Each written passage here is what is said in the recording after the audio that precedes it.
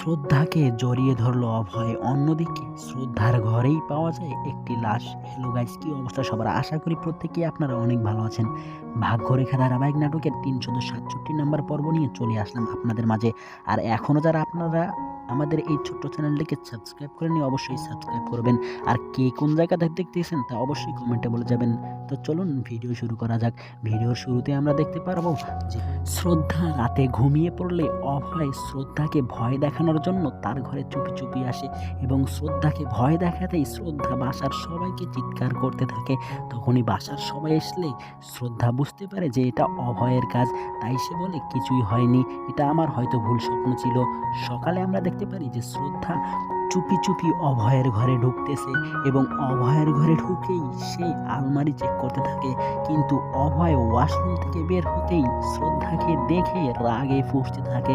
শ্রদ্ধা মুখ ফিরিয়ে নিলেই অভয় শ্রদ্ধার হাত ধরে টানে, যার কারণে দুজনেই মাটিতে পড়ে যায় এবং অভয়ের উপরে শ্রদ্ধা পড়ে যায়। শ্রদ্ধা সেখান থেকে উঠে নিজের ঘরে ফিরে আসে। নিজের ঘরে ফিরে এসে নিজের আলমারি খুলতেই দেখতে পারে একটা লাশ। দেখে সে ভয়ে একদম ভীত হয়ে যায় এবং সবাইকে চিৎকার করতে থাকে। তখনই অভয়ের ভাবি দৌড়ে আসে এবং সে মৃত লাশ দেখতে পেয়ে একদম ভীত হয়ে যায়, যার কারণে তারা দুজনেই ভয়ে থাকে। এবং শ্রদ্ধা একটু সাহস নিয়ে সেই লাশটাকে উল্টাতেই দেখে এটা আসলে কোনো লাশ না, এটা হচ্ছে একটা পুতুল।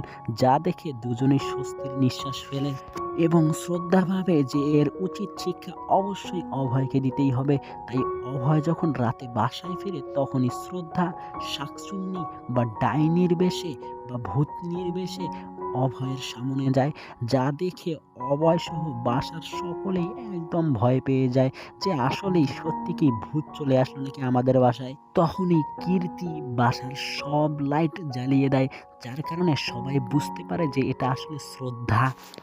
কিন্তু অভয় শ্রদ্ধাকে দেখেই একদম খুবই রাগান্বিত হয় এবং রাগের মাথায় বলে যে আমরা এই অত্যাচার আর সহ্য করব না, এখনই আমরা শ্রদ্ধাকে গলা ধাক্কা দিয়ে বের করে দেব। এতক্ষণ পাশে থাকার জন্য সকলকেই অনেক অনেক ধন্যবাদ। আর এখনও যারা সাবস্ক্রাইব করেনি অবশ্যই সাবস্ক্রাইব করবেন।